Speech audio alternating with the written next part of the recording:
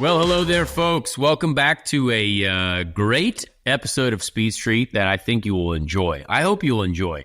Appreciate those who tune in, honestly. Thank you. Thanks for subscribing on the YouTube channel. Thanks for being a part of this on Spotify, on Apple Podcasts, wherever you consume this show.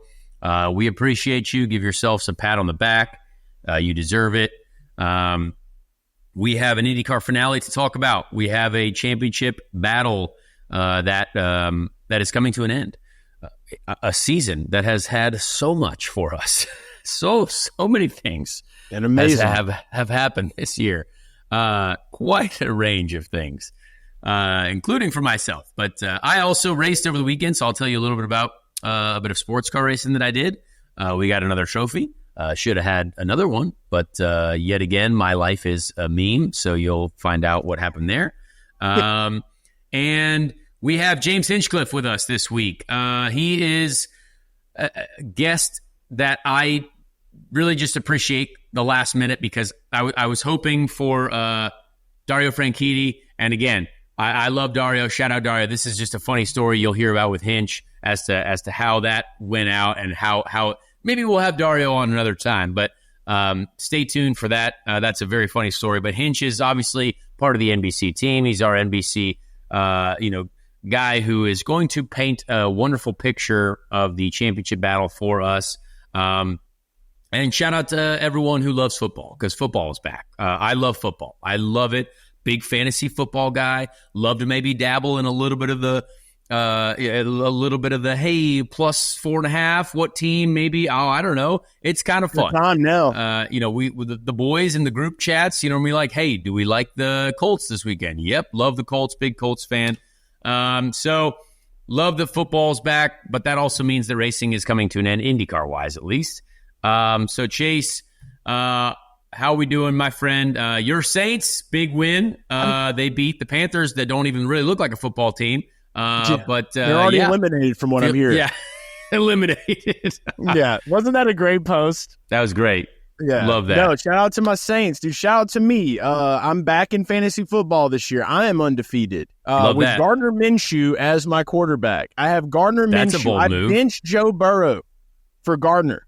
Why? This weekend. Because I'm about them dogs. You know me, dude. So Gardner's in there. That won't last long. Well, me and Ricky Stenhouse Jr., we have this thing. Like, we feel like Gardner's gonna take the Raiders to the Super Bowl this year. We have this feeling. That would be hilarious, honestly, if that happened. It honestly would be if you really want to think about it. The Mississippi Mud Flap. Funniest Super Bowl of all time, yeah. Yeah, exactly. Wow. But what a guy. It was great. So very excited to see the Saints doing well. Just, making sure Derek Carr's not a fraud is very important. Very important. So, yeah, just huge win. For me, also been prepping for storms. It's storm season down here in Louisiana. Yeah. So got a tropical storm on the way. It's supposedly it's trying to attend the IndyCar event in Nashville. From what I'm hearing. Yes, let's get right into that because you're starting this like. You are the first, dude. Yeah, like I don't know if people know, and I don't want to say this because we don't like talking about rain, but like there is a very large storm heading at Chase and then directly towards Nashville. Now, there's a chance, obviously, that when it makes landfall, maybe it changes direction. That would be nice. That would be ideal. But they have done that before. I will say. It's not looking good. They have changed direction in the past. I did go through Katrina. That one changed direction real big. Yeah. But I do want to just say this much. I feel confident that this storm is probably not going to wreck as much of this weekend in Nashville as we are all thinking. The way that it's moving right now, I just want to give a quick shout out. No one's going to know this name. Big shout out to Bob Breck. I'm a big Bob Breck guy. He was the local news. I mean, he got us through it all over the years, man. Shout out Bob. Shout out to Bob, dude. So Bob Breck, he's always been taking care of business. And, yeah, I learned a lot about meteorology watching him. So, it's like I kind of learned don't be too sold on the fact that this is going to be, our end result. It does look like it's doing a nice little cone curve maybe we can get production up. We'll have a nice video showing like a green screen where the storm's coming up. But I do easily see this one pushing past, maybe like going more in the direction of, like North Alabama, Georgia. I do think that we're going to see some wind push down from the top. Chicago's real windy this time of year. Yeah, the windy city, yep. A little bit of garage guy meteorology right here. Okay, so wind down, storm up. I hope so. That's what I'm hoping for. I'm hoping that that the wind or like if you can get outside of your house in the middle of the storm and just like put up a something, like put up a giant like maybe that. Hold your hands up, maybe like a big just like a garage door and maybe force the wind another way because we're gonna need help. It doesn't look great. It starts with me. It starts with you. Yeah, you're taking the storm head on. It's boy, is it sad to see that, honestly, because we all need practice, but now we're all thinking, okay, well, what if we have to start on points? You know what I mean? What if we like maybe just Sunday is good, maybe Saturday? I don't know. Again, that we're going to get to a full Nashville preview, but sadly, we are going to have to be. Let's use all of our vibes. Let's use all of our brain power, all of our wisdom to somehow get this storm another way. Like we need to get it away. Yeah. Push it real good. Yeah. So that's going to be tough because anyway, we can't, it never rains on race day, obviously on an oval. We gotta keep saying that. But Vortex yeah, baby. So it's, we'll get to Nashville, a lot to talk about. There's been a lot of good news for IndyCar. Like great showing at Milwaukee. They were announcing 42,000 fans at Milwaukee. That was really, really cool. Mark Miles still kind of making random comments that I don't understand. But again, we love IndyCar. Obviously, this is an IndyCar show, I enjoy communicating with Mark Miles. But definitely question a couple comments. Still, a couple comments. We're going to weigh in on exactly what Alex Palou needs to do to win the championship, what Will Power needs to do to win the championship, also the leader circle battle, which I am involved in, how that looks.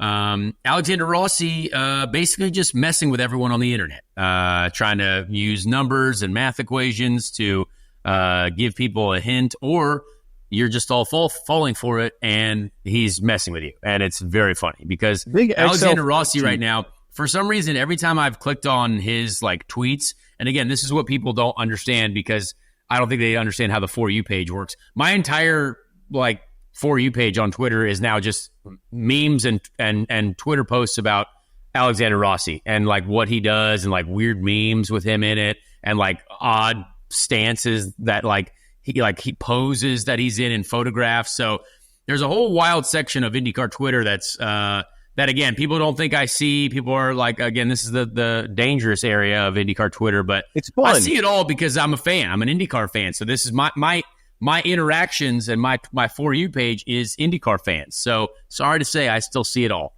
And it's very entertaining at times, though, I will say, because I've learned a lot about Alexander Rossi memes. So he's in everyone's head, which is his goal.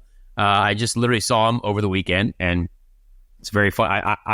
I will not comment on anything because I'm a loyal friend, but I just love the fact that Alex loves the fact that he can be deep in all of your minds. He's deep. He's buried. He owns all the real estate up there. He's like, he's paying rent. I'm just going to mess with everyone. He lives rent free. Yeah, he lives rent free up there. So that's funny. But it's also very important because he's pretty much the biggest name in our sport. To not have his news announced yet about where he'll be in the future, which I believe obviously he will be in IndyCar for sure.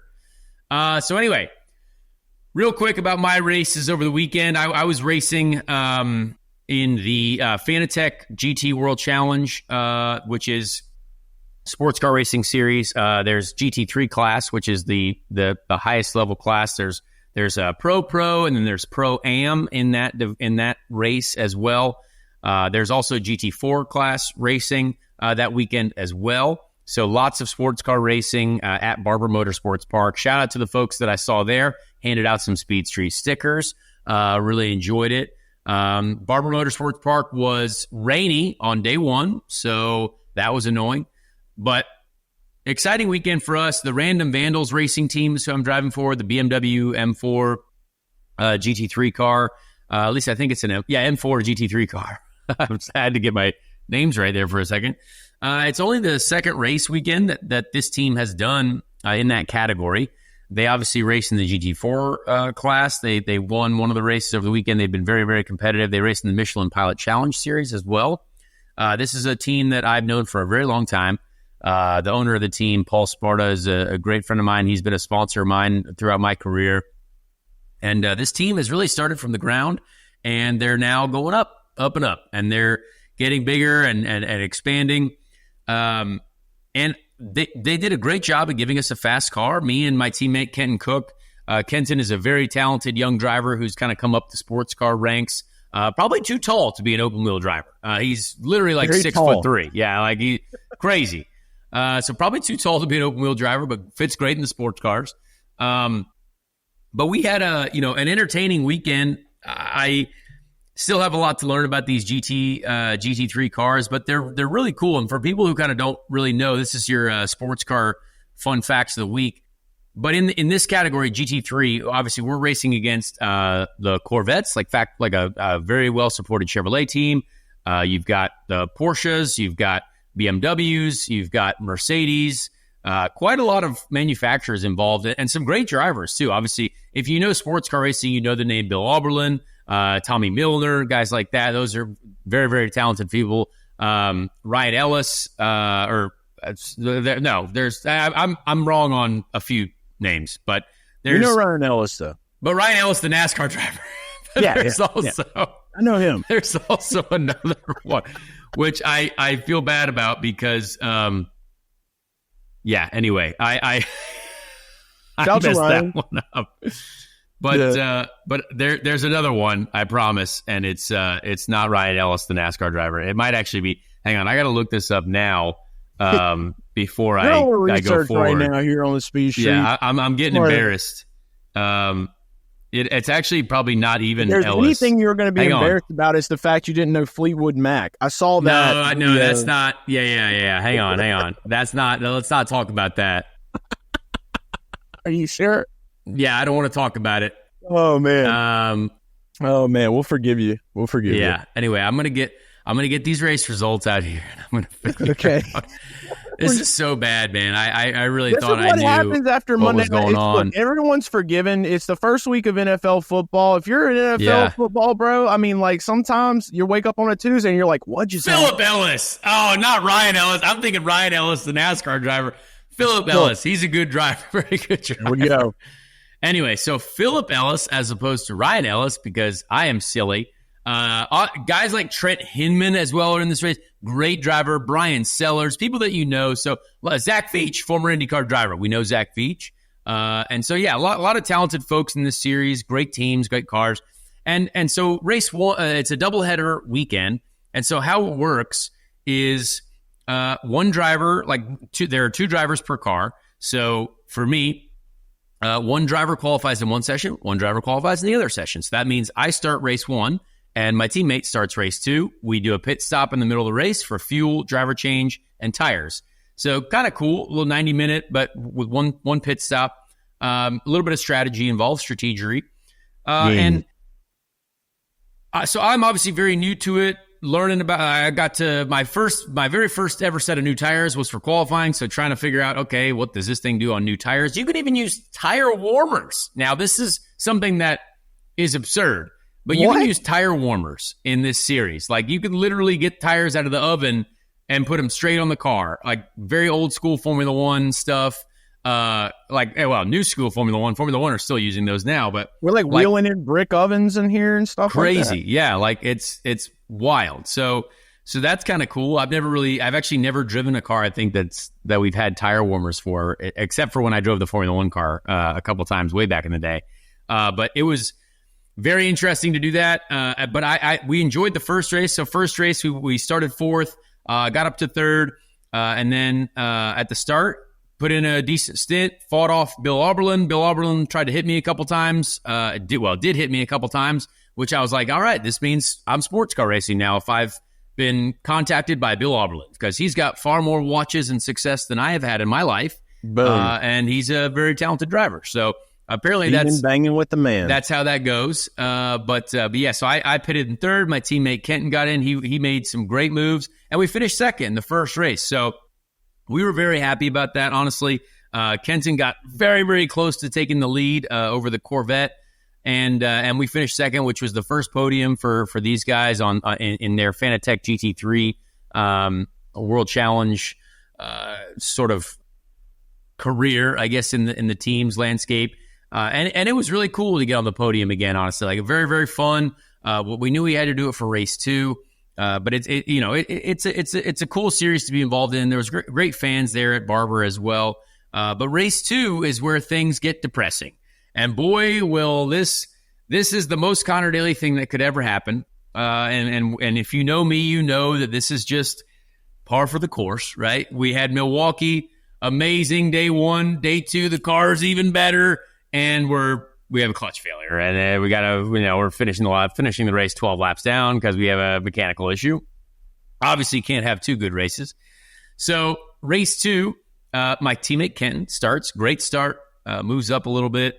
I think he's running third or so, and we make the pit stops. I get in, I take the lead. We had a good strategy, a couple good outlaps. Car was fast, and made a couple passes and took the lead. So leading the race, having just kind of controlling the pace as you do. Full course yellow. Oh man! All right. Well, here we go. We got to restart. Everyone bunches back up, but we restarted, and I think I pulled like a 3 or 4 second gap in one lap on the restart. I'm honestly very proud of that. I enjoyed the cold tire activity there. And then about 5 minutes to go in the race. 5 minutes. This is a timed race. I'm getting low fuel warnings on my dash. And I was like, well, that's weird. I was like, I feel like we should have plenty of fuel. And then it's like fuel pressure alarms. I'm like, oh, that's not good. 4 minutes left to go in the race. The engine dies. We have no fuel. No fuel pressure. Real sad moment. Just ultra had the race pretty much wrapped up. I mean, there was no reason that would have gone any other way. And we were going to get the first win for the team in that category. I obviously love, winning is fun, no matter what you're in. And I'm rolling down pit lane, engine dead at about 10 mile an hour. And that was it. So tough finish for us. It seemed like there was a bit of an issue with the fuel rig, the delivery system. Now, again, our team is very new to this category, so not really sure what happened there, but really just probably unlucky, honestly. Not sure how that works, how we didn't get enough fuel, but it is what it is. So almost got a win. We were 4 minutes from a win, but shout out to everyone there. It was fun racing against those guys, and that is what I will be doing at the Indy 8-hour, which is in October. So the Fanatec GT World Challenge, that will be even more cars from all around the world coming to compete at this kind of final event at Indy. 8-hour race. Me, Kenton, and Connor DeFilippi, who's another factory BMW driver. All 3 of us will be in that race in the same car that we were just in. So hopefully we can be competing for the win there too against a wide range of cars, Ferraris, Mercedes, BMW, all other running BMWs, the Indy road course, all running the Indy road course. Yeah, so that's going to be a sight to see. Yeah, it's going to be cool. Late into the night, there's no lights at Indy, so we're going to be headlights on. It's going to be a lot of fun. So if you're in Indy, if you're in the Midwest, feel free to come check that out. I think it's going to be an awesome race. And yeah, so that was my sports car racing adventure for the weekend. Got another trophy to put in the room and sprayed some more champagne, drank some more champagne on the podium. Really enjoyed it. All right, so let's get into the IndyCar Championship finale, Nashville Super Speedway. I'm gonna be watching some of the older races there from there this week on the YouTubes, checking some things out. Really enjoy seeing some clips from there in the past. I mean, this track is very unique. They've made the race now very unique in the tire selections and what were the rules of what we're supposed to use and not use, or just use and what order we would like to use them. So let's kind of run through the points gap if you know or don't know. Alex Palou has a 33-point lead on Will Power. even more points over Scott McLaughlin. Technically, Scott McLaughlin would have to win, get fastest lap, pole, and Alex would have to not show up essentially, or fall off a cliff or get kidnapped or something. So that's pretty much out of question. But willpower is very much in the game. But willpower also has to win, get fastest lap, lead a lap, lead the most laps. And, if all that happens, Alex, basically has to finish 9th or better to still win the championship. But, you'll hear a little bit from Hinch about kind of more of the details on that.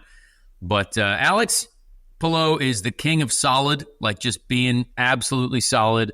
I have no doubt that he is going to be there. He's going to be fine. Do I think he's going to win? I don't think so. No, I don't think he's going to win the race. I think he's going to win the championship. But if you look at the IndyCar, standings right now, compared to Will Power and Scott McLaughlin, you look at top 5s and top 10s. Alex has 13 top 5s, and the next two have 7. Will Power and Scott McLaughlin. So he is the king of consistency, doing great things. And I believe his team will be able to take advantage of the strategic elements of this race, which are, using multiple sets of red tires now. And then there's another battle too. So there's also the leader circle battle, which obviously people, real nuts are following that. Like real psychos follow the leader circle battle. Deep down in the Excel spreadsheets. Yeah, real far down in the Excel spreadsheets. So the only cars that are really in it, oddly enough, the Graham Rahal is 17th in points. Oddly enough, that's kind of wild. But in the same graphic, the number 6 Arrow McLaren car is 18th, but they are almost 50 points ahead of. They are 50 points ahead of my car, the 78 car. So we're 19th in the leader circle. So we have 189 points. 20th in the leader circle battle is the Meyer Shank car, which is driven by David Malukas. He's got 187 points. Now, then there's a 10-point gap, which is a lot of points, to the Rahal Letterman Lanigan car, the number 30 car of Pietro Fittipaldi at 177. And then at 22nd place, which is right there, that's the top 22. Again, the leader circle is $1 million. So a lot of people are trying to figure out, what is that? How does that even work? It's why our prize money per race is so low. It's because a lot of the money, it's just over $22 million, goes to the top 22 in points, the cars, because it helps the ownership groups. It helps you fight for something that is a reward, right? Or it makes the entries giving the dog a bone, dude. It's a lot of money. $1 million is a lot of money. And so right now, the 41 car of Stingray, Stingray circulation program is almost complete. He's going to try to stay in the top 22. He's got 175 points, so only 2 points behind the Rahal Letterman Lanigan car. Now, Stingray was out of this, but he got one top 10 and vaulted himself right back up into the game. So, be on the lookout for people getting random top 10s at the last race.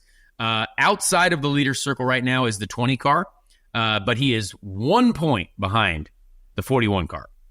Now, a little bit further back is the 51 car, which it would take almost a miracle to get that car into the top 22, but it's 15 points. So 15 points, you'd have to have a top 12, maybe top 13, 14, and then the other car would have to finish last. Like the 41 car would have to finish last. So it is possible. Likely. Could happen. It is possible for the real psychos that are following this and trying to do math. It is kind of a cool battle to follow.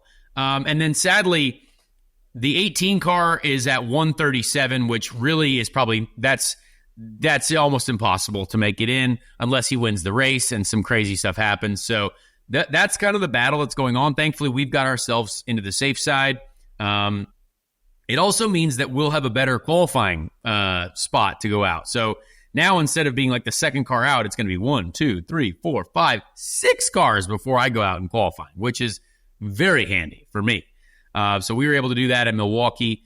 We would obviously be very much more safe if we got to finish the second race in Milwaukee like we should have finished, but it is what it is. So that's the battle you got to look at there. Again, the 41 car, the 30 car have really struggled the last couple ovals. The 41 car just flat out got lucky at St. Louis. But that could happen at this oval too. So you never know. The 20 car, I believe Christian Rasmussen is fast enough to get it done. All he has to do is beat the 41 car. Stay away from the wall. If he beats the 41 car, he's got 1 point, so that's fine. And then, basically none of these people can have mechanical failures. That's essentially what's happening because our car, I believe, is, well fast enough to be ahead of, those guys. But crazy stuff can happen. So those are the battles. I believe that this weekend is going to be very interesting for a number of factors. We have already talked about the weather. Does the schedule have to be amended?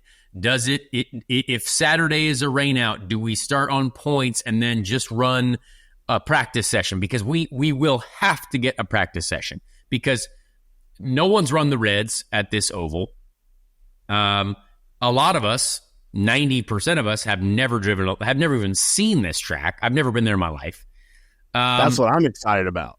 Yeah, and so to give you an update on the rules package for this race, so you'll see the road course wings, so the road course rear wing, road course front wing, very trimmed out rear wing, obviously, but not the super speedway package. But there's nothing on the floor of the car. So at Indy, for the 500, when you qualify, you have strakes and sidewalls and strakes that you take off for qualifying, for speed. So they've basically tried to make the cars go faster by taking off the drag from the floor, but that makes it harder for us to drive because we don't have downforce coming from the floor, really only from the top side of the car. So that's going to be interesting to see how the aero package plays and the tires. So this week, which was a complete surprise to me, or last week, somewhere recently, the series announced that we are going to use the alternate tires at Nashville. Now, I had not heard this at all. I literally didn't even know it was a rumor. Had no clue. All I knew is that they were trying to figure out what tire to run for Nashville to make it the best race possible. So they found 2 tires to run, which, again, I really hope it doesn't make it a circus. Like, I really hope it doesn't make it some weird, strange, just something that's out of the ordinary. You're going to see some rocket ships, I feel like. Yeah, I mean, I would love it to be we've had such good oval racing lately that I don't want us to try too hard. You know what I mean? Like to make something crazy happen. But having the option for drivers is good, right? I feel like it's a good step to say, hey, we at least want to give this option here, right? Because you have to use them, right? This track is not 100% like Milwaukee or not even close, Gateway, Yeah. So you're basically going to have an option, which is similar, I guess, to the road courses where you can either qualify on the primary tire or the red tire if you want. And, we don't know what tire is going to be faster yet. We don't. Everyone would assume that maybe on the 1 lap overall pace, more grip in the red tire, potentially. But you have to use 2 new sets for the race, 2 sets of reds in the race. So that's very strange because on a road course, you really only have to use 1 of either. But they're forcing you to do 2 stints on the red tires, which means that either they're not sure what they'll do, or it also eliminates the people that, let's say there's a lap 1 accident, lap 2 crash, very early yellow, and you've started on the red tires. You can just get off of them as soon as possible, and then you never see them again. That eliminates that's got to be something big for people, because I don't necessarily agree with the fact that you're required to use these tires, because that should be up to the teams to determine what's best. You have to do it because it's that. Otherwise, no one would use them if they're a bad tire, right? They're trying to make people do this, so it creates a strategic side, a strategic element.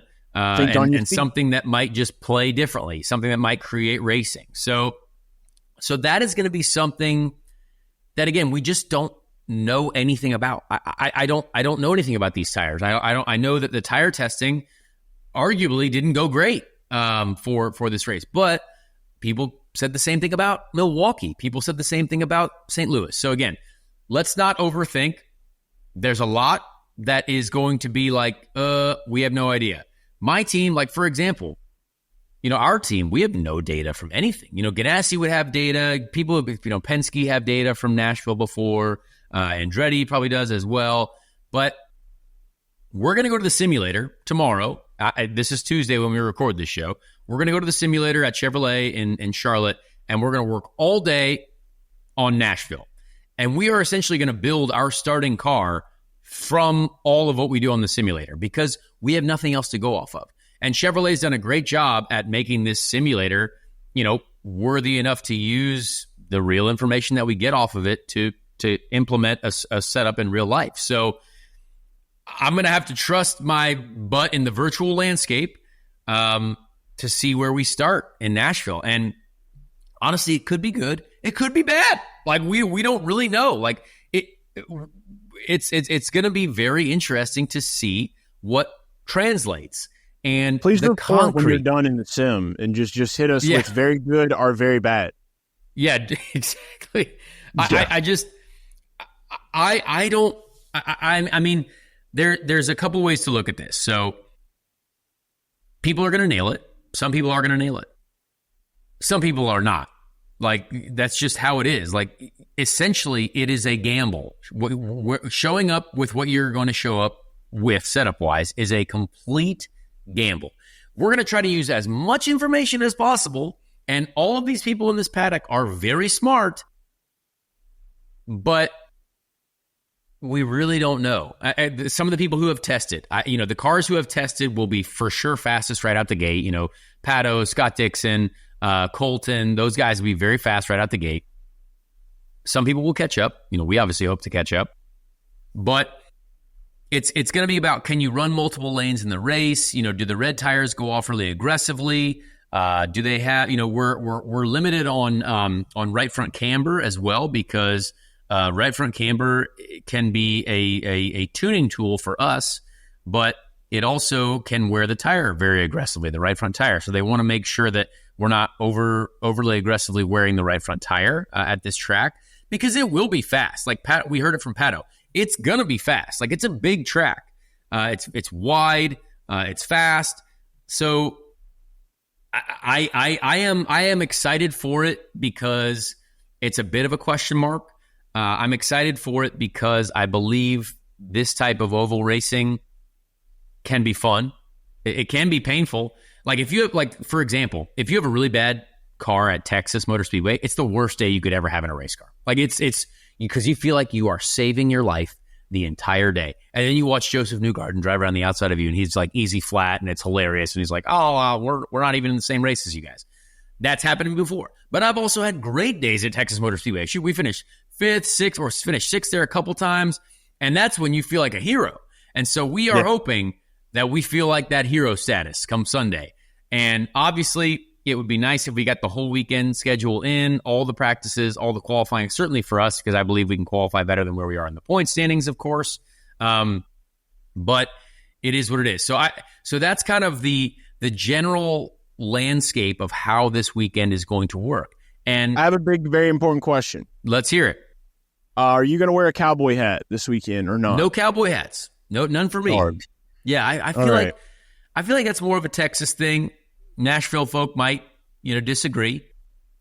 Well, boots. You'll have some boots. I don't even have boots. I don't even own boots. Wear racing boots, racing shoes. I know, maybe. Yeah, maybe. But Nashville's a wild place. Yeah, it is. And I really hope, what I've enjoyed is seeing how much the event, the Music City Grand Prix, the Scott Borchetta has done a lot of work promoting it. The event itself has been promoted really well. Every single Instagram ad I see or social media ad is for the Music City Grand Prix out at the Nashville Super Speedway. So I'm really hoping that does something and we see some results. I'm seeing a lot more of that now too. You've been talking about this for quite some time, and like for the first time last week, it was just flooding my feed. So I'm like, okay, I'm getting a taste of the Connor Instagram algorithm now. Like now I'm seeing what's up with it. So it's great to see. So I'm very optimistic, but my gosh, the weather is going to be a big question mark. I'm not trying to worry too much about it. I'm trying to, because everybody right now, dude, like I was on my way to my studio. There was a guy that was just like running in circles with 8 gas tanks, bro. And, dude, like I'm not going to trip too hard. Like, we got what we need at the house. We're prepared for whatever. I'm always about that action. We're ready for, what may come. But I'll say this much. I have a lot more faith in Mother Nature changing its mind than I do in than it trying to be this locked in thing. This is how it's got to happen, how it's got to be. Weathermen have been wrong millions of times, and they still make money. It's going to rain on this parade this weekend, man. They got a NASCAR race they're going to go try to ruin. The weather loves ruining NASCAR races, dude. So if it can't ruin NASCAR, I think we're going to be okay. Yeah, so we'll see what happens. And be sure to tune into the race. It's on NBC. It's going to be an entertaining show. I obviously, I'm still trying to fight for my future, and, having got the podium at Milwaukee, that's the greatest feeling in the world, but it's like a drug. You want more. Now I want more. I want another one. Momentum is stacking too, by the way. Momentum is stacking. Say that.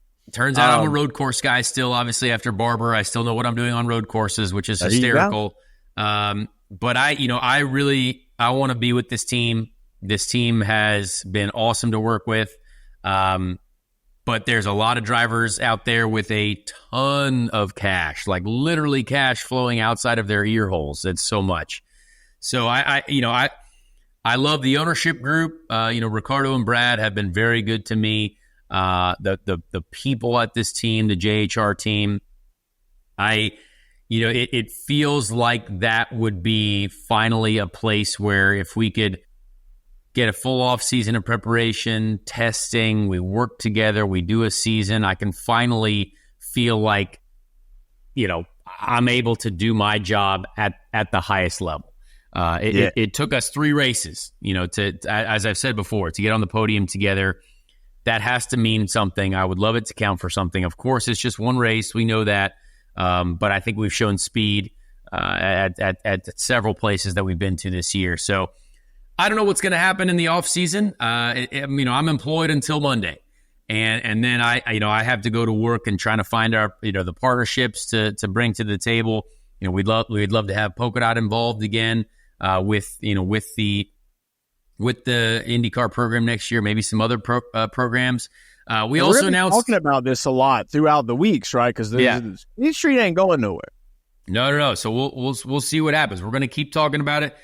We announced today that the Polka Dot truck is a real thing. So obviously the truck races at Kansas and Homestead, they're coming up later, end of this month for Kansas, and then end of October for Homestead. So I'll be racing in the truck there in the Polka Dot number 44 Chevrolet for Nice Motorsports. So if you want to see that truck, I put it on my social channels.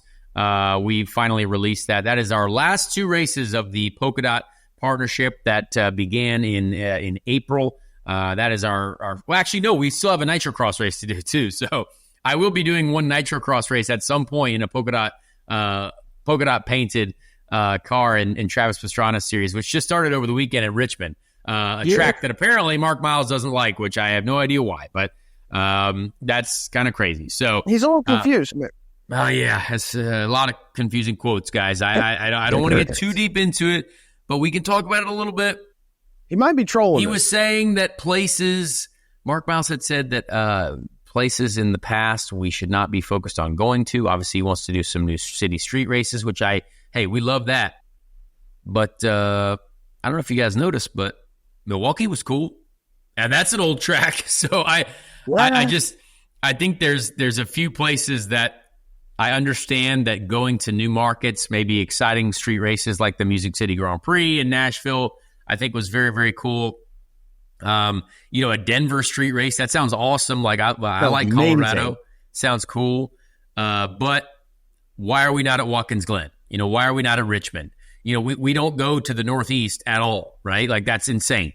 I would love to be like, we need to be at Richmond, like 1,000%.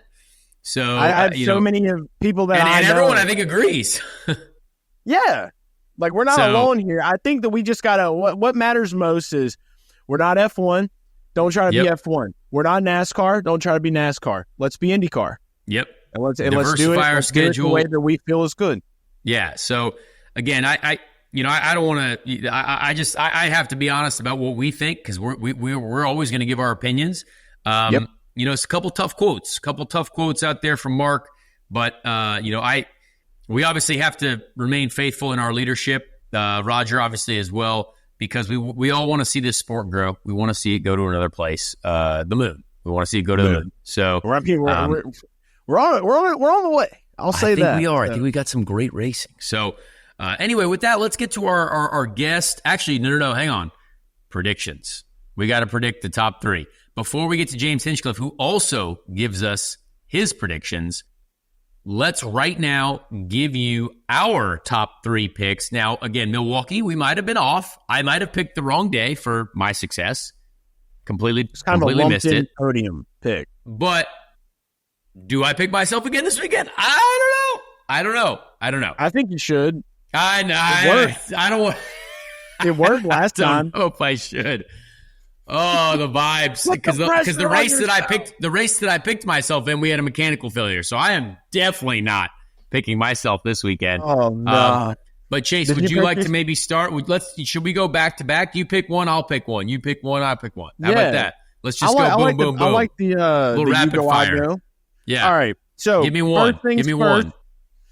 Scott Dixon, easy, right? All right. He has a great record here.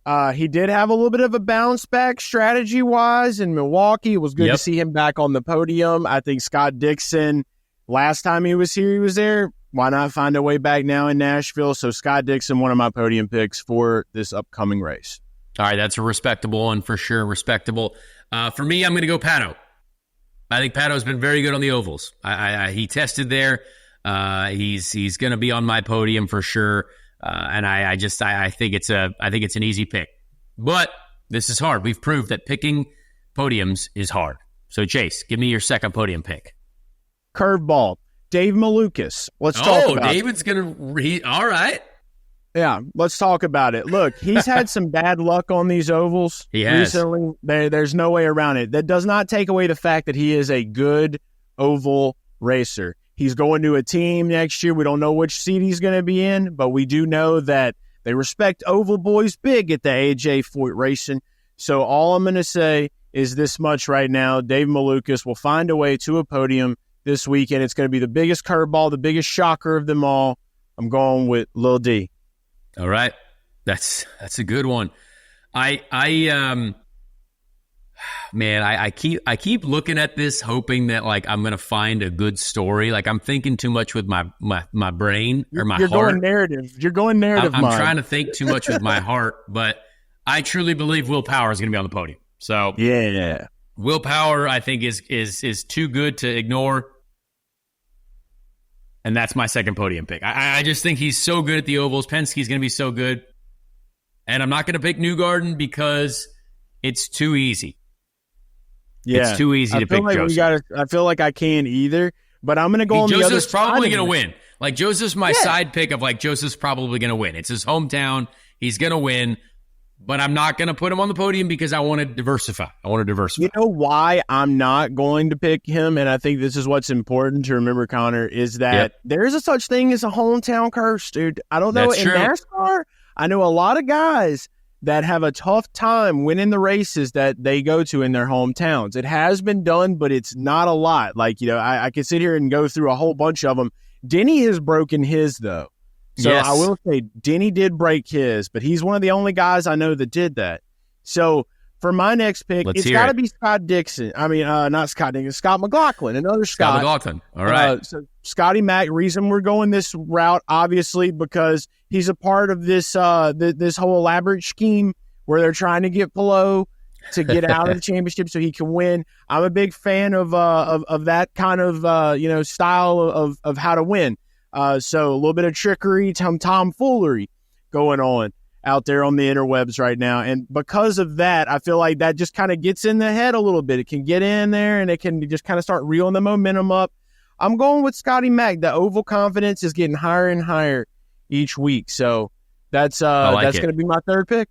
I like that. So here's going to be my my kind of off the wall one. I think Pato and Will are easy picks, but I'm going to go Felix Rosenqvist. I think he's been fast. I think that team can do it, and I think Felix is looking for a result. They've got the Diplo. They've got Diplo on the side of their car. Diplo's Revolution Radio. They're going to have Diplo down at the race doing some wild stuff. Diplo, he's been at many IndyCar races before, Indy 500s. Diplo's coming? Oh, yeah. Diplo's going to be there. He's doing the fastest seat in sports. Dude, let's go. Yeah. So that'll be cool. I don't even know if it's Felix's car or not. I think it is Felix's car, but he is going to be the Diplo's Revolution Radio machine. It definitely sounds more like a Dave Malukas style car. I know, but I think they're I commented on it. Let's see. I found it somewhere. But yeah, it's definitely going to be one of those cars. Hang on, where is it? Could you imagine just Dave up in the booth with Diplo? Yeah, like, so it is going to be Felix's car. Yeah, Felix's car. So Fro's going to have in the booth with Diplo's Revolution Radio on the side of the car, which is sweet. So I'm going to go Felix. It's a bold pick.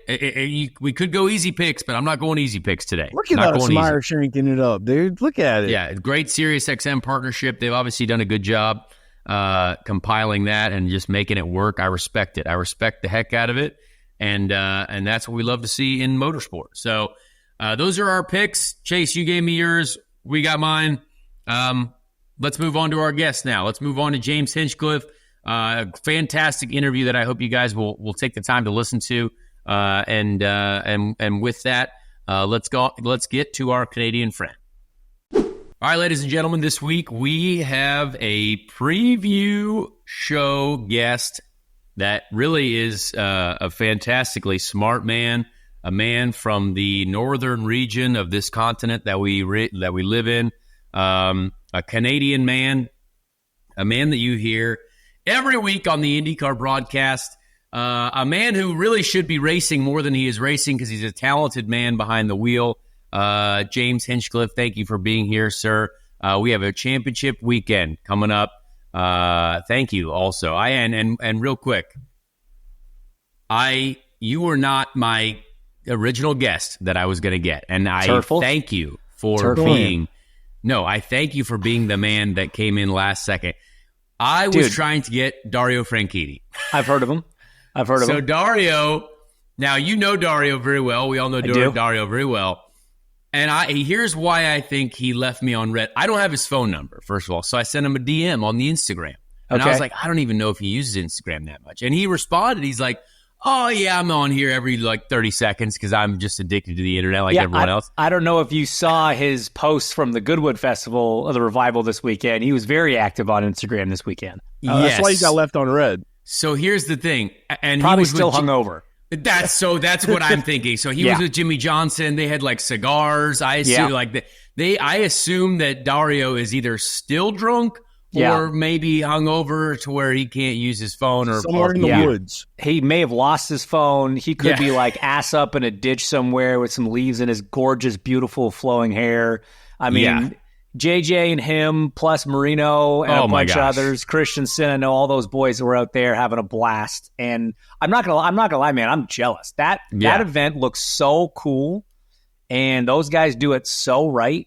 And Dario and Jimmy won. They won. They did something. I don't know. They how many won classes something there are, with but old cars and old suits and weird caps that my dad wears. It's like a buttoned up version of Burning Man for the era for racing of drivers. It's like the complete juxtaposition. You got Burning Man where they're all wearing pylons and string bikinis, PVC doing drugs in the desert. Right. Yeah. PVC pipe. And then you've got the well-to-do, well-dressed, old school, white overalls, paperboy hats, Peaky Blinder style, women all dressed to the nines in the pouring rain in England. It could not be two worlds further apart. All we needed was Dave Matthews performing live. That would have been at the very top.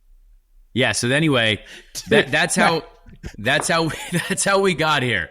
I was like, Dario, he's an IndyCar champion. I'd love to get his thoughts and shout out Dario Franchitti. I maybe at some point we will get him on the show. He did respond at one point, and I will even read.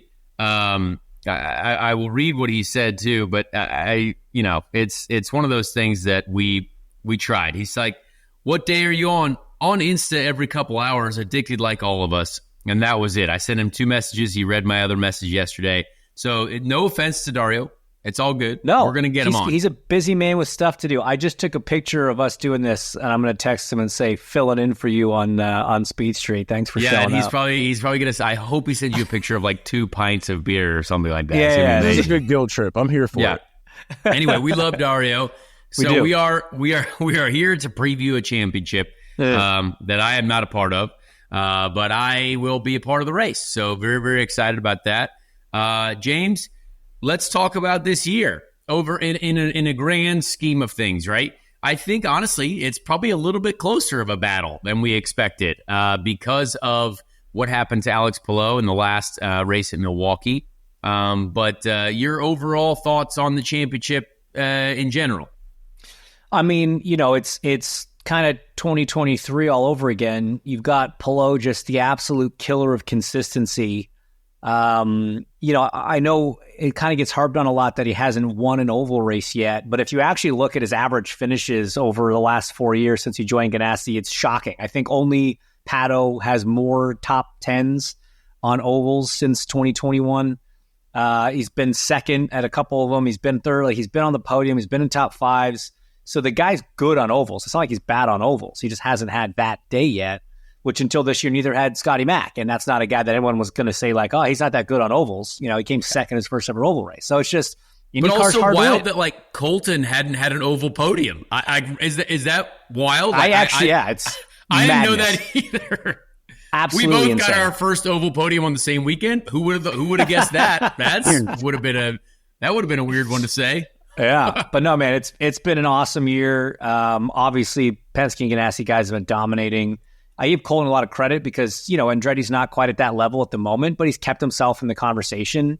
Yes, he's had a couple accidents that have hurt his points, but he's also just been a lot more consistent this year, running in the top 5, in the top 10 when he's not having a good day. So, props to him.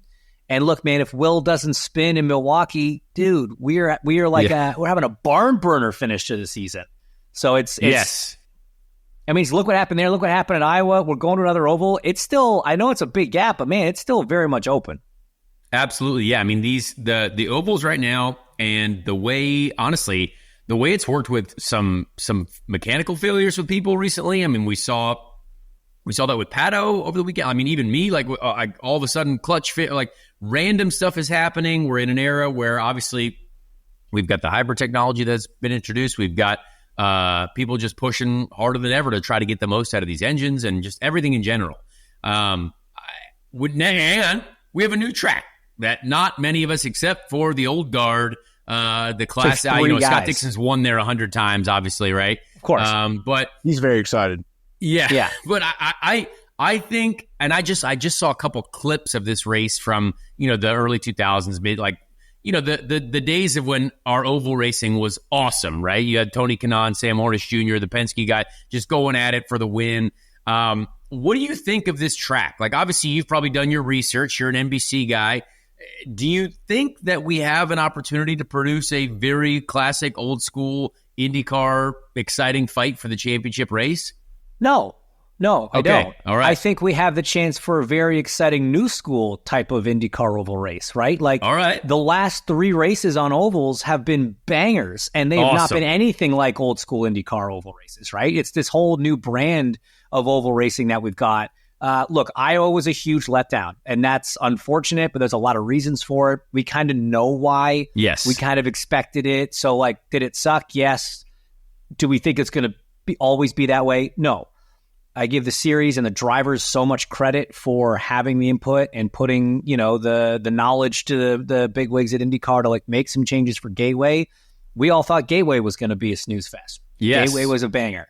We all thought Milwaukee was going to be a doubleheader snooze fest. It was not. Nope. Even race 2, where normally race 2 suck because everybody figures out all the unknowns from race 1 and then everybody just gets on the same strategy and whatever. It was still great. It was still a great race. So has the testing at Nashville been awesome? No, it hasn't. Does that mean we're going to have a bad race? Not anymore. I just don't know. So I think we got a really good shot at it. And then they're throwing alternates at us out of nowhere? That's what I'm excited about, mainly. Dude. I am not excited about it, but let's talk about this. Let's talk about the fact that we haven't been to that track in forever. Yep. Getting tires done at all was like kind of tough because the first tire test didn't go very well. Nope. And then all of a sudden we're like, you know what? We're going to give you guys like an hour of practice and 2 different types of tire compounds to figure out on a track nobody's been at in over a decade, like 15 years. This is insane. I agree.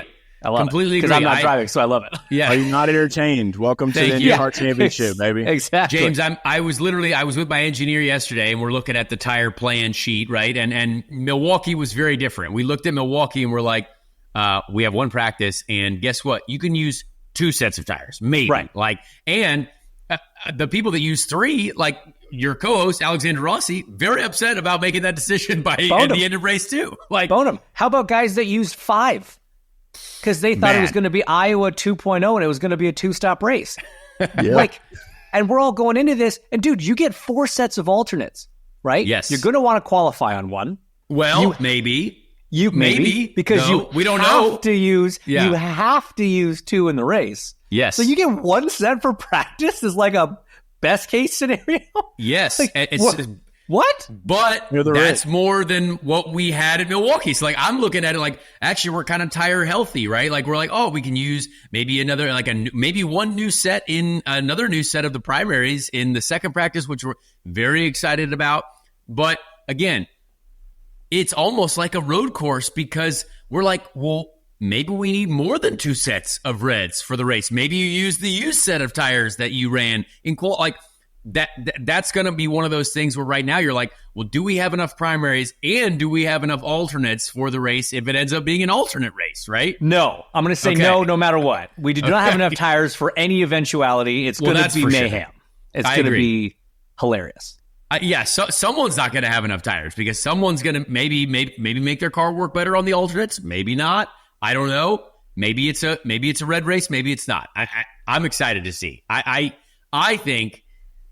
Well, I'm driving, so it's like, oh man, like I hope one of them works. So yeah, you're for the driving, top side.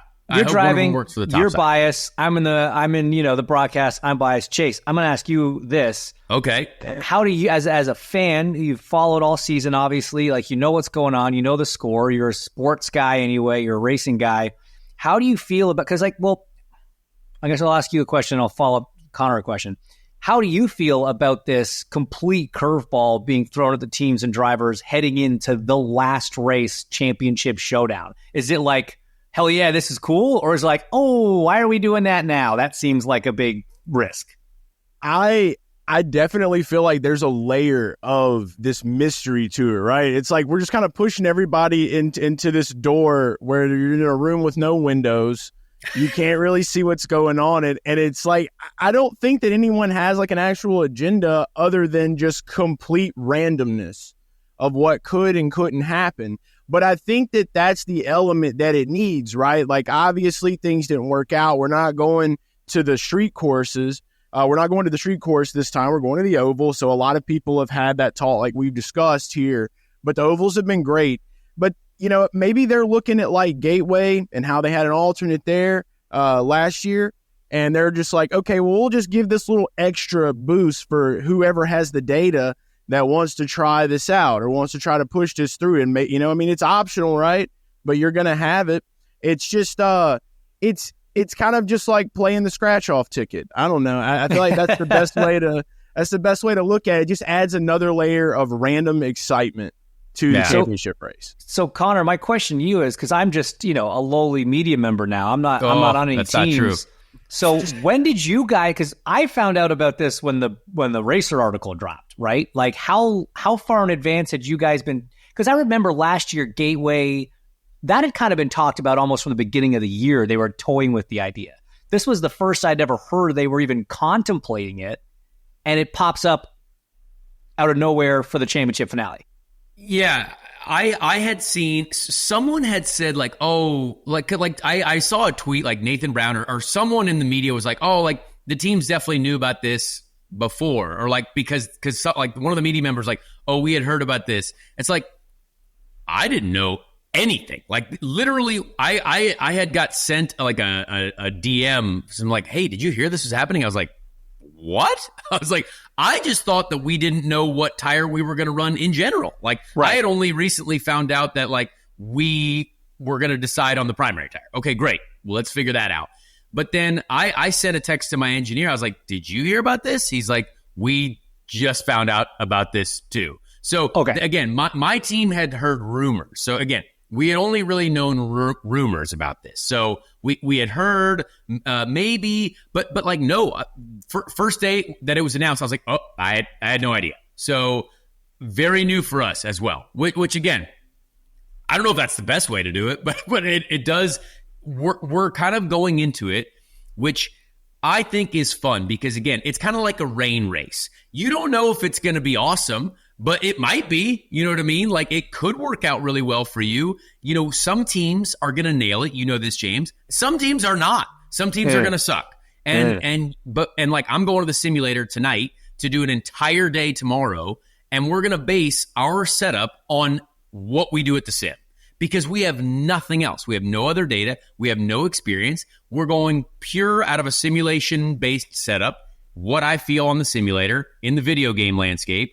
And that's going to be it. So I think it's going to be very exciting to see what people throw at it in the first session. And then obviously what people throw at it after qualifying.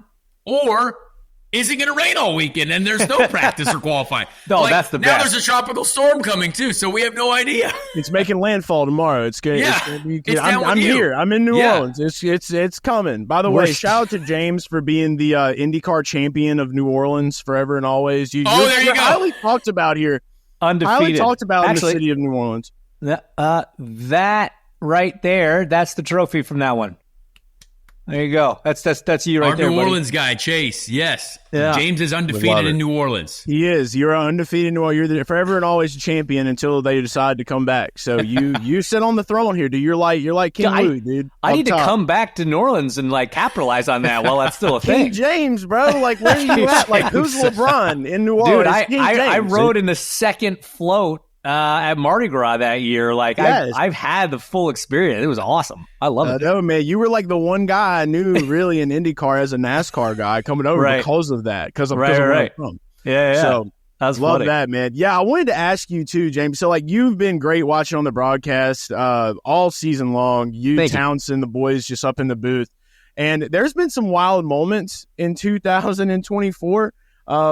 I want to know what is probably your favorite moment of this year. I know the two for me are easily when the mannequin fell at Barber and whenever you called Colton Herta in his car at Indy during practice. Oh yeah. When we FaceTimed him. Yeah, those were top tier. But those are good moments. I like good picks right there. Yeah, those are solid picks, man. Those are solid. I mean. Oh, man, top moments from the year. Look, I don't think there was a moment that was as universally enjoyed up and down pit lane as our boy right here getting his podium because, that was a hell of a drive and just the circumstances around it all. That was one of those ones where, like, like if a Penske car wins or a Ganassi car wins or an Andretti car wins or McLaren wins, like there are fans, there are not fans, there are whatever. Everybody loves Connor. And so Connor to come in and to get up on there, that's up there. Calling Cole in the car was pretty funny. That was a good one. Dude, pole at Indy is always super cool, right? And so like qualifying Indy is so special. And just watching Scotty Mack and seeing how he's developed as a driver, how much effort he's put into perfecting being an oval master when he's got the oval master sitting in the garage next to him. That was really cool. That was a cool moment getting to call that and be part of that because I know I know how much that meant to him, and I know how much it means to the drivers. So that was definitely a highlight. Love that, man. Yeah, Scotty Mack, well, one of the dogs for sure. He's had a great year. Getting to see him get some experience on ovals has been fun. Was hype. Got to talk to him when he got his second one this year. So I know he's gunning, and I'm sure you've seen what he's doing with Alex right now. What are your thoughts? Great on internet banter. Great internet banter. We need stuff like that. Scheming on how we can keep Alex away so he can sneak in and win the championship right now. He's talking about inviting him over to his house, cooking him dinner. May give him some time, locking him in a porta potty. I mean, just a lot of plotting and scheming going on right now. If you were in this position, what would you be doing? A lot of the same, I think. I mean, the one thing that he's sort of overlooking is even if he manages to lock Polo in the porta potty or, gives him an arsenic smoothie at his house, for after a workout or something, he's forgetting that he's still got Will to beat because Will's still quite a few points in front of him. So I think he might be taking it a little far in the sense, like if he was second and that's where he was at. Yeah, man. No holds barred. All's fair in love and war. But that makes so much sense. Now Will's just kicking back, and he's like, "You're doing all the dirty work for me, guy." And he just sneaks in and takes it, dude. Now all I got to do is beat you, and it's so.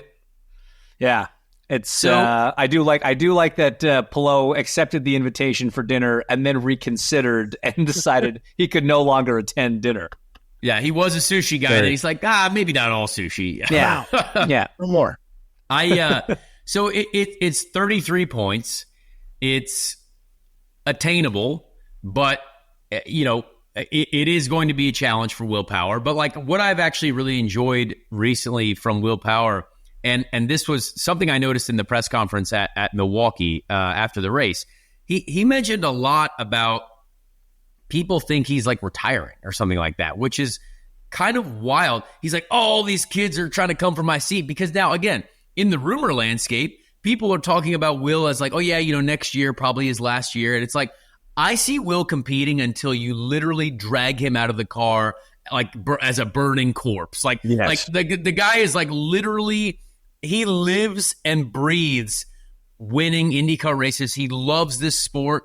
He's emotional. He's tied to it. And I think he just, again, is in the fight for the championship. I don't see him go, next year is the last year of his contract, right? But why would you go anywhere? The guy's still winning. The guy is the Penske guy fighting for the championship this year, which again is kind of a surprise because we had Joseph with all of his things that's going on this year, and then the penalties that have kind of made taken Scott McLaughlin out of the championship fight. But I mean, Will Power, he's got momentum. He's got some energy. I mean, he is going to put up a fight. He's very good on all the ovals. What do you think? Dude, I think, at no point has Will said, I'm thinking of retiring. It all started when Malukas did the Foyt deal. Yeah. And everyone just was like, oh, well, that's clearly just he's going to be at Foyt in 25 and then Penske in 26 because Will's in his 40s. But it's not that, not that clear cut, right? It's not that straightforward. Yes, maybe Malukas is somebody that Penske's looking at in the long term, but if that means he's got to do 2, 3, 4 years at Foyt, then look, you would do your 4 years at Foyt if it meant you got to do another 10 at Penske after that, right? Yes. So because Foyt right now is essentially, very simimer level to Penske. They're getting all the right bits. It's Penske. It's just the B Penske, right? There's stuff. Dude, Santino Ferrucci's in the top 10 in points. Yeah. That's not trying to shit on Santino, but let's look at where that car has been historically, right? And where he has been, he hasn't driven for an A+ team, so no, who knows? But Foyt hasn't had a car in the top 10 in points in a long time. Very long. He did it. He was at that point before we got to the stretch of 4 oval races in the last 5, which we know is his specialty. Oh wait, then he qualifies on pole at the one road course that was left. Wild. Are you kidding me? Big. Hey, we give him credit where credit's due. 100% talented driver. That's what we like to say here, James. Talented driver. There you go. That's it. He will feel just doesn't matter what happens in Nashville. It'll probably go well for him. But even if it doesn't, I think his buffer's pretty deep. I think he's 10th, maybe even 9th. I don't think he's going backwards. So he's gonna. That's a solid program right now. And so if you're Dave Malukas and you know that you're getting a Penske, it doesn't matter how long you're there, right? If you're in the system, if you're on the farm team and Roger knows about you and Tim knows about you, then fine. But for Will's standpoint, yeah, man, you're not gonna step down until you're. Here's the thing: when Will had a really bad year, and it's been well documented why, whatever. Yes, he talked about it. He talked about having those thoughts and thinking about maybe stopping. That he wasn't competitive. He wasn't fully there. He had concerns outside of the sport. Totally natural response. But then once everything on the home front was fine, his performance level skyrocketed again. And as long as you're winning IndyCar races, you're not going anywhere, right? Yeah, exactly. The day that he's the one Penske driver that doesn't win a race in a season and is 8th or 9th or 10th in points when his teammates are 1, 2, 3, Will's the kind of guy that will look at that and be like, okay, I'm good. He's not going to be the guy that then goes to a B team and then does 2 years, then goes to a C team and retires. He's either full in or not. I agree. I think he's going to flip that switch. He's going to be like, all right, yeah, no, I'm not the best that I can be anymore. And that's it. It'll hit him one day. He'll be like, okay, I'm good. And I think the team will give him the runway to do that because, I don't want to say they owe him that. Nobody owes anybody anything in this sport, but I think they'll be loyal to him. I think that timing will kind of coincide. I think anytime the team starts thinking about it, we'll already be thinking about it, and it'll be mutual. But I don't think it's coming up anytime soon. Yeah, I agree. I think he's locked in. And when you look at the other side of the fight card, right, you've got Alex Palou, who realistically, it's not like he is bad on ovals at all. He's been very good, but he hasn't got that win yet. The fact that he doesn't have the experience here, his teammate Scott Dixon does, that'll obviously help. But for those guys, I think there's no other team that does solid better than them. They can be fourth all day long, and that's all he needs to be, right? He just needs to be in the hunt. And I think what is it? Will has to win, and he the worst he can finish is 9th or something like that. I think if Will caps out, so Pole leads the most laps, wins a race, 54 points. Palou just got to finish 9th or better. So basically, if he's in the top 10, it's a wrap. Yeah, if Will doesn't qualify on pole, now it's 11th. If Will doesn't lead the most laps, now it's even if he still wins. So yeah, it's looking really good for a guy that's had. So going into, and I'm trying to get my stats right. Well, big stat guy. I want to say in 18, 19, 20. In his last 20 oval races, he's been in the top 10 in 17 of them. Oh, wow. Yeah, exactly. You just pulled that from the ether? Yeah. Yeah, well, I had a stat that was pre-Gateway, so I was trying to add the races and his finishes up. It's somewhere in there. But Pato's the only guy that has more. And actually, because Pato had a DNF in Milwaukee, I think they're actually even in the last 20 races for number of top 10s. And Pato has the highest average finish on ovals in that span. But he's right up there with Dixon, with Pato, with all those guys. So, no, he's not bad by any stretch. And if you look at the bad races he's had on ovals, with the exception of that thing in Iowa, which was super weird. I think even you could, even from the driver's seat, I was that was really late. I don't really to understand have that. Yeah. I don't get that one. Yeah. We've all had those. But his other ones were he got taken out by VK and Gateway. He got taken out in Texas one year. So they're not even his mistakes. The guy just doesn't make mistakes. Iowa aside, that was the one in a race that I can count for a long time. He had one at practice at Road America last year, I think. Yeah. And now I'm running out. I'm running out of times. No, he's unforced errors. Yeah. That's what it takes, though. That's what it takes is that consistency right there. And, he delivers that week in and week out. Another thing, too, with this, I feel like if the alternate tires was going to help anybody out in this situation, it'd be Alex. That is going to be big for them. Strategery is there. I was going to say, it's going to help Ganassi. Barry Wanzer and the group on the 10 stand, they're so sharp. And Alex is always so cool and calm. No matter what's happening in the car, if the alternates are garbage mid-race, he's not going to get worked up about it. He's going to lean on the team. Team's going to make the right call because they always do. And it's looking good. It's looking good. Love it. Let's talk a little bit about the future of James Hinchcliffe because people come here to learn things, and I want to learn. We want to learn more about obviously a lot of talks going on about the future of television broadcasting. I think you do a tremendous job at this, but you also dabble in Formula One, right? Because, well, there's a lot of money there, and it's, it's cool. But what do you think is next for you? Are we looking at being still a part of is the Fox program on our landscape? Are we going to be a racing driver again? What where can we cheer for Hinch again at some point? Well, I mean, I wore the hat, paying homage because this is the last weekend I'm going to get to wear this one. Throwback now. The swan song with the NBC crew, which, first and foremost, I just want to thank them for the last 3 years and the opportunity to get to kind of transition to this side of the sport and have such great folks, a great time doing it. Such great people. So it's going to be sad. Nashville's going to be sad in that sense, saying goodbye to some of those people. And I guess I'll take this opportunity to announce that I'm going to quit racing completely and become a professional bowler. All right. I'm just, shout out. I watched, going for the turkeys, right? I watched The Big Lebowski last night, and I got inspired, and wow, that's what I'm going to do. Dude, there was a guy. Who was that guy who was that crazy professional bowler that got in trouble for being too good or something? Anyway, never mind. So for yelling all the bowling time. It's like when you blank a stranger in the blank, dude. You know what I mean? You know what I'm talking about, dude. No, so there's nothing you really. Oh, Pete Weber, yeah, Pete Weber. That guy was a wild bowler. Anyway, continue. No, the Shout truth out Pete is, Weber. I don't know what the future holds yet. Obviously my life has been IndyCar for 20 some years, really, if you think about it, and so I'd love to be involved, and it's ball's kind of in the Fox court at the moment to figure out what they want to do on that side of things. I've let them know that I'm interested. We've had some conversations, but they still have to kind of they got a lot to get through, right? It's a big undertaking picking up a new asset like that, a new property. So there's a lot that they're working through. The F1 stuff is going great. I leave straight from Nashville to go to Singapore, and I finish out the F1 season. So I do 7 races, off the back of Nashville for the F1 guys, which is great. And we're doing Vegas again, right? We're both doing going to be Vegas again. Yeah, nice. Yeah, I'll be there. And you're doing the same gig as last year. Yep, I'll be back there up behind the mic. Thanks. You're welcome. You. You're welcome. Thanks to you. That's all thanks to you. Yeah.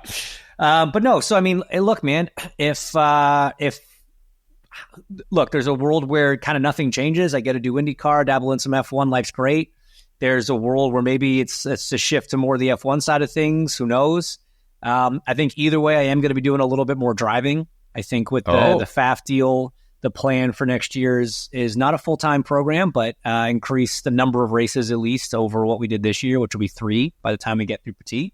So yeah, it's kind of perfect, man. I still get to scratch the racing bug, the racing itch, and race with the FAF guys, which I love doing. They're such a good group, and then keep hopefully the momentum going on the TV side. But we'll kind of see. Time will tell. Hopefully, I'll know something soon because as of less than a week from now, I'm close. Borderline unemployed. Yeah, I mean, I am unemployed as of Monday. So I'm semi-employed as of Monday. No, you just had truck races announced and stuff. Well, yeah, but that's just dabbling bits and bobs here there. Hey, man, semi-employed until end of October. So yeah, the Fox people as well. I had a chat with them in Portland. Great folks. I think nice folks. Had a nice talk with them. I told them that they need to hire you, obviously. So, you would have worked with some of them on the SRX program. I have worked with some of them before. Yes, great. So that made me excited. The fact that they're out there doing the proper research too, maybe asking, "Hey, what do you think we need? What are we going to try to produce?" I like that. I think that's going to be very positive. They're definitely highly motivated, man. I mean, all my conversations with them have been really, really positive in the sense of what they want to do for IndyCar. So I think, regardless of anything else, the big winners here are going to be the fans. Having everything on network is huge. The lights going to be on FS1 or FS2. Big. That's huge. Yeah, that's big. Next, huge for lights. And they're so keen to all right, what can we do better? How can we, and they're not afraid to spend a bit of money. It looks like maybe bring in some new tech and things like that. So I do think that the IndyCar fans ultimately are going to be the big winners in this whole thing, which is awesome. I mean, that's the most important thing. All right. Well, before we let you go, because you've been very generous with your time and you also have a very tremendous program Off Track with Hinch and Rossi. I don't know if anyone I assume we have a lot of co-listeners, but I would imagine listen, there's some crossover. I assume there's a lot of crossover. But if you don't listen, you should probably go listen, because there's two very talented racing drivers and then an author, Tim, on there as well. So he's very, very, very big author, smart, very educated man behind the mic. I want to get a top 3 prediction for Nashville. Not championship. We're not going to predict the championship, but because Chase and I will be doing our top 3 picks because we like to just throw out some random guesses. I would like to get a podium prediction from Mr. James Hinchcliffe. In order? No, it could be. We do no particular order. Just who's up there? 3, you know what I'm saying? 3 people. Okay. Oh man, that's a tough one. Okay, it is hard. I do. Because you want to be right. It feels good to be right. I know. I don't. I really like. We're competitive. We have people. not ever got all 3, but we've got 2 of the 3. Very close. They make us do this with F1 too, right? So like on our weekend warm up show on Thursday. No, but you would think so, right? And like, not even like now it's impossible, right? Yeah, I'm talking last year, 2023. It was so hard to get the podium exactly right. Like, you could say Max was going to win. That's why gambling is hard. Still too. Yeah, that's why I don't gamble. Yeah, exactly. Okay, Same. I think that Dixon's previous experience in this team and all that stuff is good. He thinks he's going to be up there. That's fair. Penske have won like 12 of the last 15 oval races, so I'm going to say that Newgarden's going to be up there. Yeah. And then I think we'll go with. Oh yeah, we'll make it a national party. We'll have Newgarden, we'll have Colton. We'll have Dixon, Colton, and Newgarden. That's an easy podium prediction. You didn't go any left fielders. You went straight up with the facts. Is it? That's how the odds makers. I'm a money ball kind of guy. Colton tested there, so I get it. Dixon has tested there. I get it. Pato tested there too, though, and he's also kind of on fire at the moment. He's a dog. Yeah, he's got that dog in him.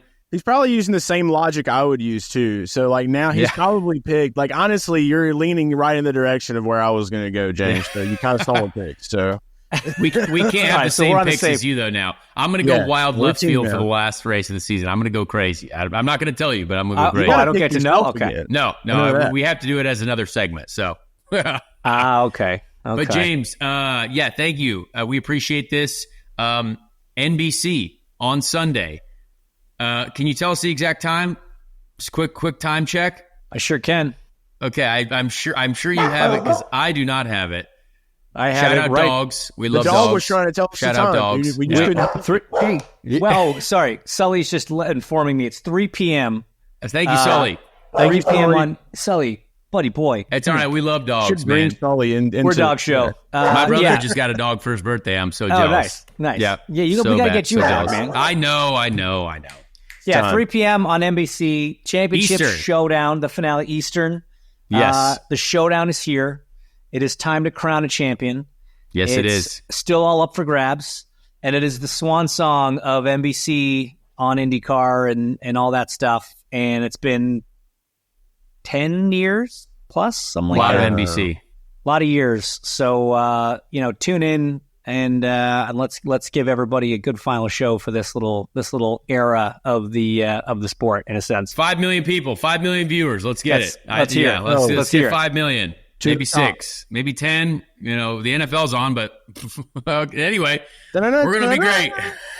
Just think of it as your pre-Sunday night football ritual. Like we're all gonna get very IndyCar-y. So love it. All right. James, thank you so much, and we will see you in Nashville then next year. It's going to be wonderful. You're going to have all kinds of great things in place. We will see. Thanks for having me on, boys, and we will see you down there, bud. All right. Good luck this weekend. All right. Oh, thank you. Well, we appreciate James Hinchcliffe for joining us. Great human being. I'm excited to see him race more in the future. I believe he is a very, very talented racing driver that needs to do more racing. So he's very good at television, and we love to see him on television. But I know that he's probably got in his heart that he wants to do some racing still. So we'll see him maybe in more races next year in the sports car landscape. We appreciate him, though. So We should get him some donuts around the Superdome again down here. Yeah, maybe King donuts Jennings, around the bring him back. Yeah, he's undefeated in New Orleans, undefeated at NOLA. So love to hear that. With that, let's give a quick shout out and thank you to the NTT IndyCar Series for this year allowing us to speak to all the winners. We will hopefully get to interview the winner of the Nashville race. Well, I mean, we will get to interview the winner of the Nashville race. Maybe it's a new winner. Maybe it's Alex Palou. Maybe Alex Palou goes out and wins the race and wins the championship, and we get to talk to him. I hope that whoever wins the championship, maybe the next week we can interview them as well. I think that would be fun to hopefully get the champion also. But we appreciate the IndyCar Series for partnering with us and just letting us do that. I think that's been really cool. And I think people have also discovered this show through that. We have interviewed many other drivers too. So please go back in the YouTube playlist or the episodes if you want to. I know it's hard sometimes to go back and listen to older episodes, but we have chatted with a lot of drivers, and in the off season, we are going to have our own podcast off season, of course, as well as we get closer to the winter. But we are going to try to diversify and maybe get a few random drivers and maybe some folks that announce some news. Like I'd like to talk to Alexander Rossi as soon as he announces whatever he's going to announce at some point. Yes. And talk breaking news show. Yeah, we're going to talk to a lot of different folks. I'd still like to have on Dario Franchitti. So I hope you guys enjoyed that story with Hinch. But with that, we have a quick fun fact that our producer Bobby found, which is a very, very interesting one as we get to the Ricky Treadway Random Indy 500 Driver of the Week. This is kind of a random thing, but Paul Goldsmith apparently is the oldest living Indy 500 starter. He was the oldest living Indy 500 starter. He passed away at age 98. So that is the oldest living Indy 500 starter. Shout out Paul Goldsmith. He has not been our random Indy 500 Driver of the Week. He might be at one point. So we will try to find him maybe in the results pages. But RIP Paul Goldsmith. RIP. So let's officially get to our little segment, the Ricky Treadway Random Indy 500 Driver of the Week. The greatest event of its kind has never been run on. Let's meet the drivers. Who make up the field?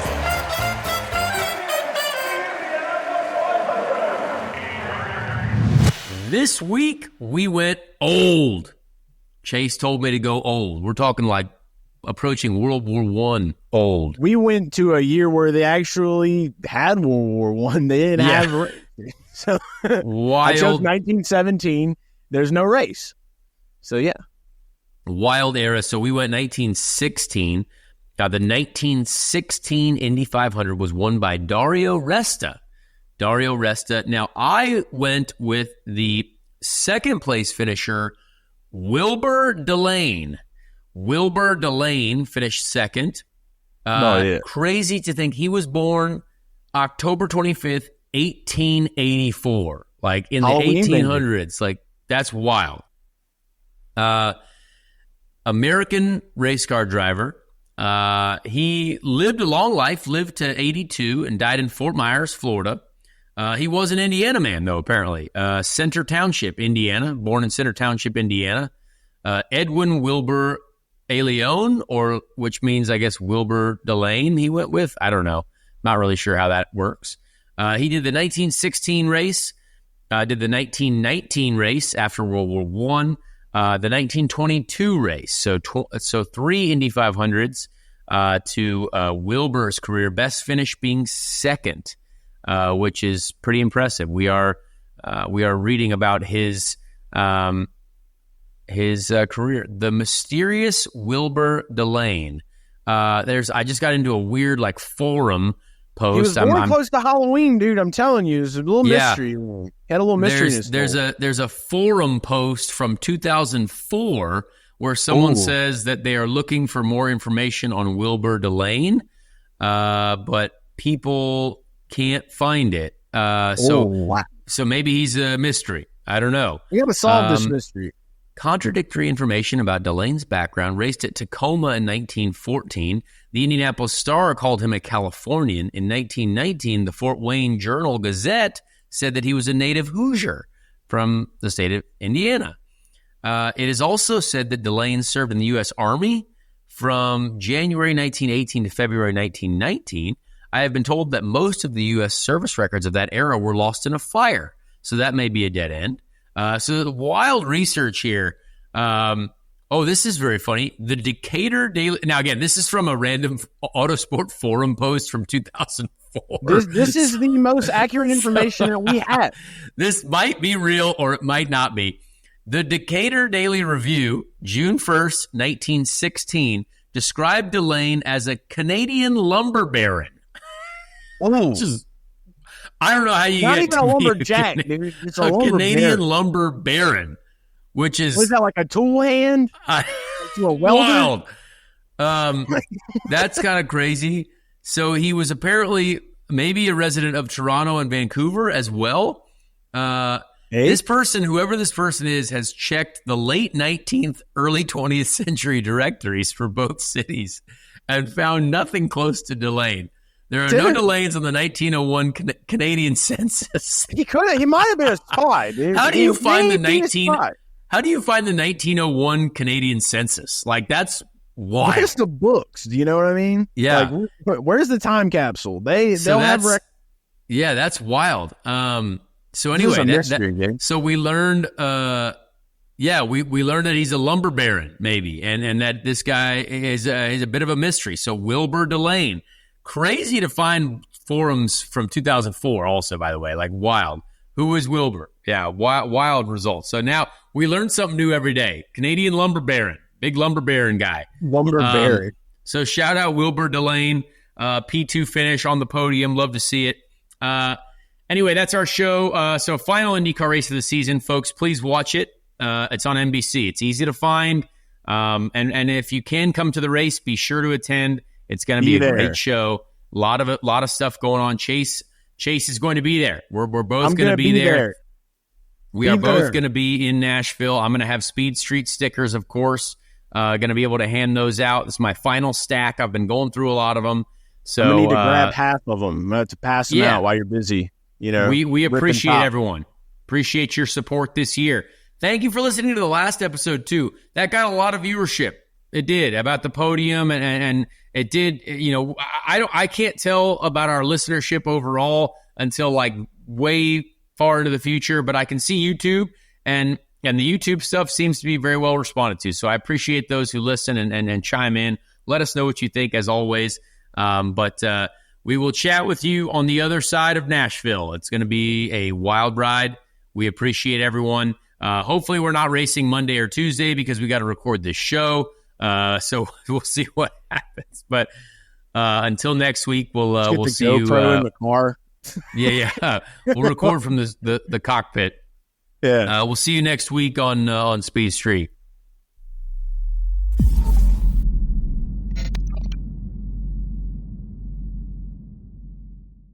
Hey everyone, Connor Daly here. Please leave a like on this video if you did enjoy it, and also subscribe to the channel as well. That would be very helpful. Be a friend, tell a friend.